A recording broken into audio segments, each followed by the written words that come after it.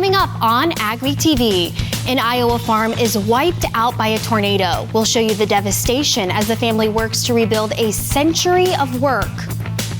Now that planting is wrapped up, we'll have a weather outlook for the growing season. We'll talk to the new executive director of the North Dakota FFA Foundation as our Women in Ag series continues. And FFA students teach younger kids about livestock.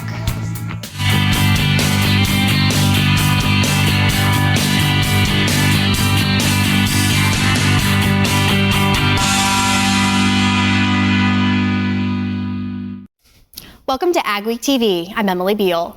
Tornadoes left a path of devastation in Iowa this spring. One family lost not only their home, but their entire farmstead that has been in the family for generations. Ariana Schumacher gives us a closer look at the damage in this week's AgWeek cover story. It was a shock. For nearly 100 years, the Queck family has farmed at this location in Orient, Iowa. But on May 21st, a devastating tornado ripped the farm apart. Now the only thing still standing is this lilac bush. My dad popped the hill, not really understanding when I said everything was gone. He didn't really believe me. We've been on this farm now a long, long time, and it's really hard to see it in this condition. Robert Queck was born on this farmstead, and his children, grandchildren, and great-grandchildren have all lived on the property. She said that everything's gone. And well, okay, yeah, everything is gone. Thinking that, some of the buildings might have been bad. But when I got here, I mean, the place is clean. And I was astounded. The farm place is where Paul, his wife Abby, and their 2 young sons now live, who were all home during the storm. We had told our 3-year-old son, we said it's going to get really loud, but it's going to be okay. And it was super loud, and it just sounded like a bunch of crunching. And I would say it was a matter of probably 2 seconds, and just everything was gone. They had around 100 head of cattle on the lot during the storm. Around 30 of those cattle died, and nearly 40 were injured, which required veterinarians from multiple towns to assist in care. It was a lot of gashes, a lot of lamenesses. There was pieces of wood going through animals. There was pieces of skin, tissue missing. The cows went through such a traumatic thing right there, and now anything that was bred, they're slipping their calves, and it's still happening. The sick cows that got sewed up, there's still going to be casualties in there. Through it all, the family is looking towards the future and rebuilding a place to call home. I think there's probably a story that the good Lord has to teach us. I just don't know what it is as yet, but we'll find something. In Orient, Iowa, this is Ariana Schumacher for AgWeek. You can learn more about the damage and the family's plans moving forward in the next AgWeek magazine or at agweek.com. Our early spring gave many growers an early start at planting, but then the rains came. While that slowed planting down around the region, it also helped break the drought that set in at the end of last summer. Rose Dunn talked with Daryl Richardson, the director of the North Dakota Ag Weather Network, about what growers can expect for the rest of the season. Daryl, we're here at your main ag weather data gathering site where a lot of important information is collected, and we're going to talk about planting and sort of the outlook for the season. A lot of enthusiasm in April when we had that nice early spring. Some planting got started and then the rain started. Lay out the scenario a little bit for me where we are now. Well, we had one of the wettest Mays on record. That doesn't surprise anybody. And now that we're moving into June, it was, of course, very wet week still. But I think we're at the beginning stages now of a pattern shift. And I think we'll get to more average. The thing with average in June is it is by far the wettest month of the year. So after a very wet May, if we have even 80% of average June rain, which would be most years, whoa, wish we would have gotten more, even that will still feel very wet this month. So I think the struggles may continue. Well, going back a year ago, we had quite a wet spring, and by August, September, it was very dry. In fact, some people were in drought. Could we be looking at that again?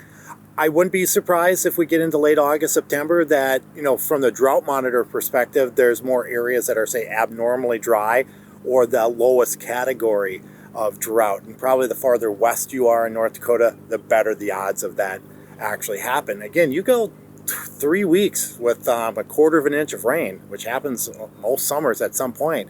Things do dry off in a hurry. So if you got your crops planted before it started to rain or in between the rains, what's your thought about the growing season this year?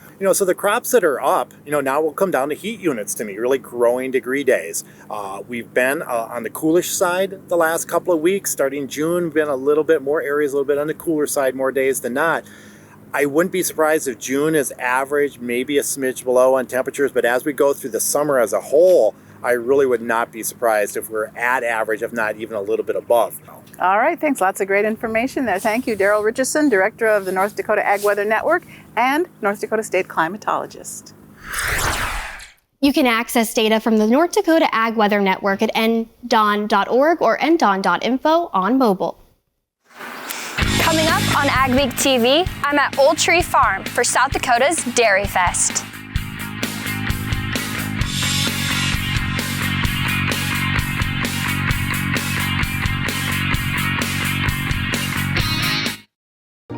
There's no easy button, no guarantees, or promises of a good year. This is farming.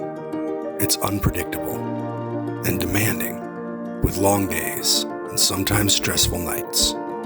It's weathering the storms and coming out successful. Farming isn't for everyone. We thank those who make it their life, because it is for everyone. AgWeek Summer Cereal Grains Crop Tour is coming back July and August 2024. Follow along as we bring you an inside look at the crop conditions across the region with AgweekTV, AgWeek Magazine, online at agweek.com, and on social media. Contact your AgWeek rep or email ads@agweek.com for value pack sponsorship opportunities today, and align your brand next to premier content on the AgWeek Cereal Grains Crop Tour this summer. Power Rich Fertilizer is a leading provider of macro and micronutrient fertilizers customized for you.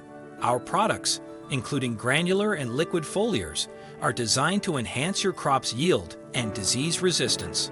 We're here to help you get the most out of your crop with our incredible products. To learn more, call Steve Jerolimic at 701-799-2672. Discover the Power Rich difference. Contact us today. When it comes to grain storage and handling solutions, one call does it all. Gateway Building Systems is one of the largest Brock bin dealers in the U.S. Our expert team is dedicated to creating a customized plan for your future success. Expanding your operation has never been easier with our range of Brock solid bins, grain dryers, conveyors, and more. As your trusted partner, we are committed to serving the needs of farmers. Take the first step toward success and call Gateway Building Systems today. The simplicity, it's a complicated planter, but it's also simple. That row meter is just very simple and it just seems to work. I liked it just having that tube delivering the seed with an airstream and not having to have extra belts on it or extra electric motors and stuff. A lot of this machinery seems like it's almost getting overly complicated. The simpler that it can work, but do what it's supposed to do, I think this machine can definitely do that. Pork producers gathered for the annual World Pork Expo in Iowa this week. The National Pork Producers Council hosted a panel which covered issues including the softening of the futures market, foreign animal disease, trade challenges, and Proposition 12. Lori Steve Meyer, president of the NPPC board, says Prop 12 is causing chaos in the pork industry.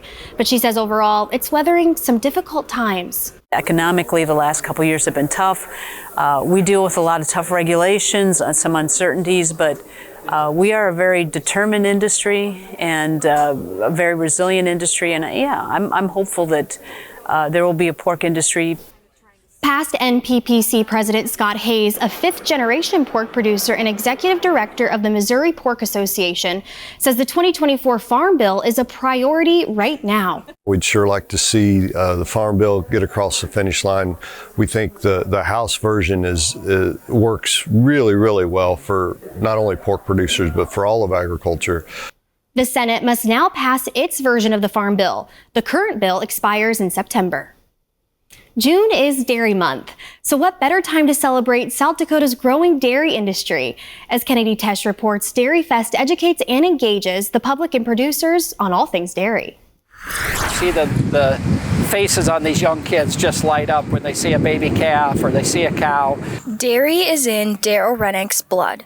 He was raised on a dairy farm, majored in dairy science at SDSU, and has spent his career working in the dairy industry. 11 years ago, he co-founded Dairy Fest for people to come and learn about the business he loves. Our goal is to give them that opportunity to see that their dairy products don't just come on the shelf or in a cooler. They're actually produced every day on an active dairy farm, and let them see, feel, and touch what's going on every day, whether it's the cows that are consuming the feed, being milked in the parlor, the baby calves, how they're housed and cared for. Rennick says it's also important for the public to understand things like biosecurity, and that the dairy products they buy are free of pathogens like avian influenza. This is the third time the Verpalen family has hosted Dairy Fest at their Old Tree farm. The Verpalens moved to the U.S. from the Netherlands in 2001, and today milk more than 1,800 cows. Sonia Verpalen says she thinks it's important to showcase what they're doing on their dairy farm. There's a lot of talking about, is it good for the environment? You know, are you abusing the animals? You know, what are you doing? And that's what we're trying to show, that we're taking care of our cows. We need to make a living, and this is what we chose to do for our living. And so we're really trying to be good for our cows so they're good for us. Near Volga, South Dakota, this is Kennedy Tesh for AgWeek. Dairy Fest included a tour of the SDSU Davis Dairy Plant. Ahead on AgWeek TV, a new product could help protect cattle from avian influenza.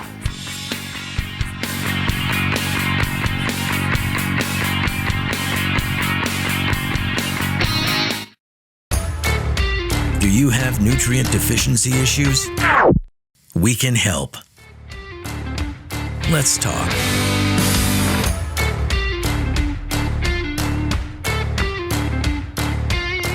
Hamilton System Inc. in Drayton, North Dakota is the North American distributor of the Fantini corn and sunflower header. Both the L03 corn head and the G03 sunflower head have a simple, high-efficiency, low-maintenance PTO-driven gearbox, which eliminates slippage and power loss even in the most trying conditions. These heads are built with a solid one-piece frame and tubular steel construction that will withstand the harshest field conditions. Available in models from 4 to 18 rows, they adapt to any combine and come with a 4-year warranty on the transmission units. Dream of owning North Dakota hunting land? People's Company and RE/MAX Now are auctioning 80 acres in Barnes County through an online-only auction, May 3rd through 7th, featuring grassland, a small pond, and 11 acres of cropland. This will be sold as one tract. Don't miss this amazing opportunity to own hunting land just 60 minutes from Fargo and 20 minutes from Valley City. Register and bid online at peoplescompany.com. That's peoplescompany.com. Your legacy starts here. Add more bushels to your hopper and money to your pocket by harnessing the power of air with Crary Wind Systems. Whether your beans are chest high or barely off the ground, Crary offers two solutions that add a constant stream of high-velocity air to quickly feed crop back to the auger, eliminating bunching, reducing shatter loss, and increasing your ground speed. Don't let crop conditions dictate your yield. Check out the Crary Air Reel or Crary Wind System today. It was October 1st, 2009. We needed some machinery for the farm. We decided to see if we could become a dealer, and that's kind of grown into what it's been today. We offer basically anything short line. Seed tenders, fertilizer spreaders, sprayers. We can really set ourselves apart by the knowledge we have in those things, by the amount of units we have on hand at all times. I just have a passion for helping people, getting to know people. It just becomes a lot of fun. You got salty soils? We can help. Let's talk.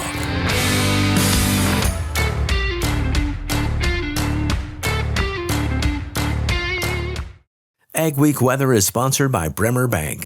Connect with a banker today at bremer.com. Now that the majority of the fields are planted, how will the weather fare this growing season? Here's John with our AgriWeather Outlook. Summer marches along, at least get started anyway, and as we look at the next couple of weeks, finally starting to see some summertime temperatures building out into some areas of the Great Plains and Midwest. It's been, after a fairly mild winter, a very cool start to the growing season across many of these areas, and as this ridge of high pressure builds up, we start looking for ridge rider storms, and I'll explain what that means and why that could mean a difficult to forecast precipitation pattern over the next couple of weeks. Other thing that's going on is that the Gulf of Mexico and the nearby adjacent areas of the Atlantic, the ocean temperatures are quite warm and the pattern is looking fairly active, and we could be looking at the first tropical disturbances of the season down here in the Caribbean or in the Gulf, so it's something we'll have to keep an eye on because that can also affect the weather pattern. I'm just drawing the main polar jet stream on right now. There is a subtropical jet, but it's relatively weak in the summertime. There is ridging beginning to take place. It's been quite hot in the southwest, western Texas, and over the course of this week, that warm temperature pattern will be building northward as this ridge of high pressure begins to take shape in the Great Plains. I don't think we're going to see scorchingly hot weather getting up into Canada, but I think we may get some 80s and a few 90s getting up into North Dakota and eventually some areas of Minnesota later on in this week. The hot weather, though, won't likely last very long because the ridge that has drawn it northward will likely be progressive. We'll see some troughing, so some slightly cooler weather settling down into the Pacific Northwest and the northern Rockies. And once we get into this pattern with southwest flow of the jet stream, this produces storm systems that tend to ride along that jet and produce potentially severe weather and heavy rainfall along the jet and to some distance south of it, especially if it's being fueled by a warm and humid air mass. But the placement of the jet stream is critical, and as we are looking at an evolving weather pattern, it's going to be a little difficult to precisely pin down. I do expect over the course of the second week for this warm weather pattern to shift a little bit further eastward. I don't think we'll see any major cooling. That will stay up in Canada, but we will likely see the near 90-degree temperatures be fairly short-lived, maybe a few days worth into the northern plains. Showers and thunderstorms will be predominant over the southern Rockies, and it looks like some very unsettled weather over the Caribbean and the Gulf of Mexico, possibly tropical disturbance. Too early to tell on that. The second week of I should mention, there may be a few storms, but the second week is looking a bit stormier as that ridge begins to collapse a little bit. Probably some northern plains stormy weather, and the Gulf and Caribbean will likely continue to be fairly wet and potentially stormy. The simplicity, I mean, it's a complicated planner, but it's also simple. That row meter is just very simple and it just seems to work. I like that just having that tube delivering the seed with an airstream and not having to have extra belts on it or extra electric motors and stuff. A lot of this machinery seems like it's almost getting overly complicated. The simpler that it can work, but do what it's supposed to do, I think this machine can definitely do that. Power Rich Fertilizer is a leading provider of macro and micronutrient fertilizers customized for you. Our products, including granular and liquid foliars, are designed to enhance your crop's yield and disease resistance. We're here to help you get the most out of your crop with our incredible products. To learn more, call Steve Jerolimic at 701-799-2672. Discover the Power-Rich difference. Contact us today. AgWeek Summer Cereal Grains Crop Tour is coming back July and August 2024. Follow along as we bring you an inside look at the crop conditions across the region with AgweekTV, AgWeek Magazine, online at agweek.com and on social media. Contact your AgWeek rep or email ads@agweek.com for value pack sponsorship opportunities today and align your brand next to premier content on the AgWeek Cereal Grains Crop Tour this summer. When it comes to grain storage and handling solutions, one call does it all. Gateway Building Systems is one of the largest Brock bin dealers in the U.S. Our expert team is dedicated to creating a customized plan for your future success. Expanding your operation has never been easier with our range of Brock solid bins, grain dryers, conveyors, and more. As your trusted partner, we are committed to serving the needs of farmers. Take the first step toward success and call Gateway Building Systems today. Attention farmers, increase your revenue and prevent compaction from squeezing your profits with PTG's Central Tire Inflation System, now offered at OK Tire and Service. All controlled from the tips of your fingers, ensuring increased yield and improved fuel economy by adjusting your tire pressure within minutes. You are ensuring the best performance from your tractor on the field and off the field, compatible with any radial tire. Call the OK Tire team today or visit oktireinc.com to learn more. Avian influenza has been appearing in dairy herds all across the country, but Beek Natural Sciences is on the offense, offering a product that enhances the cattle's appetite, which is crucial to the support of a healthy immune system and energy supply. I traveled to Pipeso, Minnesota to learn more.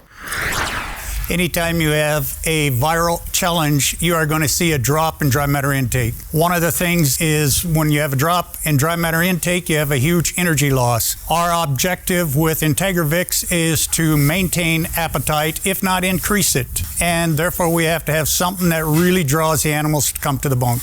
IntegriVIX will do that. IntegriVIX helps keep energy levels up during predictable times of stress. Anytime the immune system kicks in, it takes a colossal amount of energy.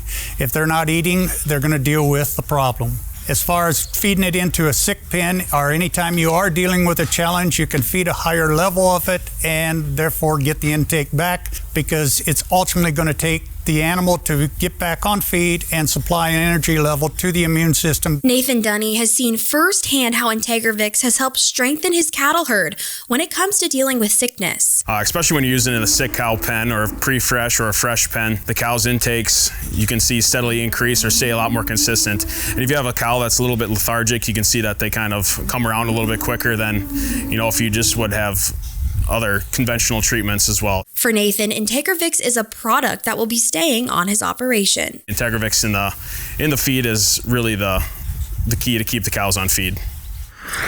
For those interested in Beek Natural Science products, you can call the customer service phone number listed on your screen.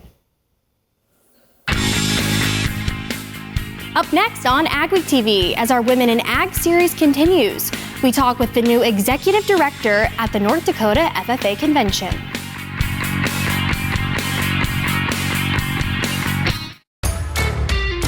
You got salty soils? We can help. Let's talk.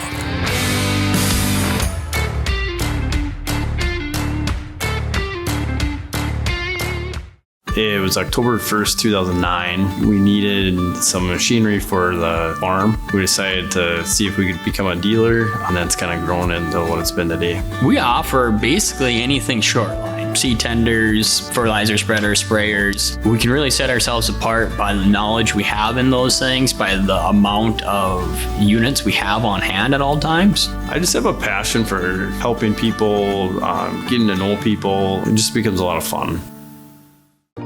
There's no easy button, no guarantees, or promises of a good year. This is farming. It's unpredictable and demanding, with long days and sometimes stressful nights. It's weathering the storms and coming out successful. Farming isn't for everyone. We thank those who make it their life, because it is for everyone. Dream of owning North Dakota hunting land? People's Company and RE/MAX Now are auctioning 80 acres in Barnes County through an online-only auction, May 3rd through 7th, featuring grassland, a small pond, and 11 acres of cropland. This will be sold as one tract.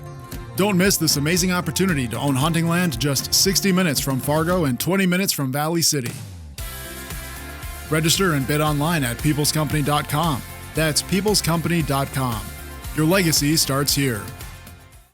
Hamilton System Inc. in Drayton, North Dakota is the North American distributor of the Fantini corn and sunflower header. Both the L03 corn head and the G03 sunflower head have a simple, high-efficiency, low-maintenance PTO-driven gearbox, which eliminates slippage and power loss even in the most trying conditions. These heads are built with a solid one-piece frame and tubular steel construction that will withstand the harshest field conditions. Available in models from 4 to 18 rows, they adapt to any combine and come with a 4-year warranty on the transmission units. Do you have nutrient deficiency issues? We can help. Let's talk.